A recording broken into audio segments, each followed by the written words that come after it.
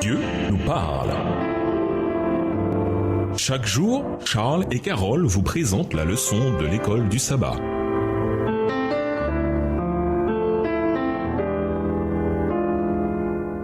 Bienvenue dans votre émission Dieu nous parle. Nous voilà au mercredi 30 novembre, l'absurdité du mal. Ces 4 hommes qui croyaient en un Dieu de justice, se sont retrouvés face à un dilemme. Comment expliquer la situation de Job d'une manière rationnelle et logique, qui soit cohérente avec leur compréhension du caractère de Dieu? Malheureusement, ils finissent par adopter une position qui se révèle fausse dans leur tentative de comprendre le mal, ou du moins le mal qui arrive à Job. Ellen G. White donne un commentaire fort à ce sujet. Il n'est pas possible de donner de l'apparition du péché une explication qui en justifie l'existence. Le péché est un intrus mystérieux et inexplicable. Sa présence est injustifiable. L'excuser, c'est le défendre. S'il pouvait être excusé, s'il avait une raison d'être, il cesserait d'être le péché. Bien qu'elle emploie le terme péché, essayons de remplacer ce terme par un autre, qui a un sens similaire, le mal. Alors cela donnerait: il est impossible d'expliquer l'apparition du mal en donnant une raison de son existence. Le mal est un intrus.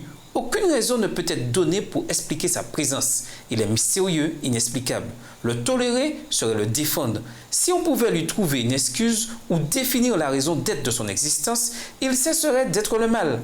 Souvent, quand des tragédies frappent, les gens disent ou pensent « je ne comprends pas » ou « cela n'a pas de sens ». C'est exactement le sujet des lamentations de Job depuis le début. Il y a une bonne raison au fait que Job et ses amis ne pouvaient pas trouver un sens à tout cela. Le mal lui-même n'a aucun sens. Si nous pouvions le comprendre, s'il avait du sens, s'il entrait dans un plan logique et rationnel, alors ce ne serait pas le mal.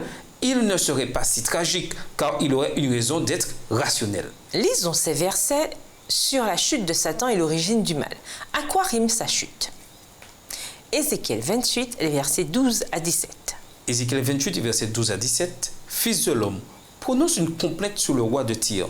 Tu lui diras: ainsi parle le Seigneur l'Éternel. Tu mettais le sceau à la perfection. Tu étais plein de sagesse, parfait en beauté. Tu étais en Éden, le jardin de Dieu. Tu étais couvert de toute espèce de pierres précieuses, de sardoine, de topaze, de diamant, de chrysolite, d'onyx, de japs, de saphir, d'escarboucle, d'émeraude et d'or. Tes tambourins et tes flûtes étaient à ton service, préparés pour le jour où tu fus créé. Tu étais un chérubin protecteur, aux ailes déployées. Je t'avais placé et tu étais sur la sainte montagne de Dieu. Tu marchais au milieu des pierres étincelantes. Tu as été intègre dans tes voies, depuis le jour où tu fus créé, jusqu'à celui où l'iniquité a été trouvée chez toi. Par la grandeur de ton commerce, tu as été rempli de violence et tu as péché. Je te précipite de la montagne de Dieu et je te fais disparaître, chérubin protecteur, du milieu des pierres étincelantes.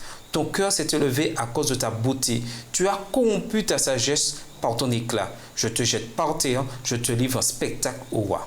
Nous avons là un être parfait, créé par un Dieu parfait dans un environnement parfait. Il est exalté, plein de sagesse, d'une beauté parfaite, couvert de pierres précieuses. C'est un kéroub, chérubin protecteur, qui se tient sur la montagne sacrée de Dieu. Et pourtant, même avec tout ça, et ayant reçu autant, cet être se corrompt et laisse le mal prendre le dessus. Qu'y a-t-il de plus irrationnel et de plus illogique que ce mal qui vient infecter le diable? Quel est votre propre vécu de cette nature irrationnelle et inexplicable du mal? Et nous vous laissons avec la question du jour: pourquoi est-il essentiel dans notre vie quotidienne et nos relations de nous focaliser sur Dieu? Au revoir. Et à demain si je veux. Dieu nous parle.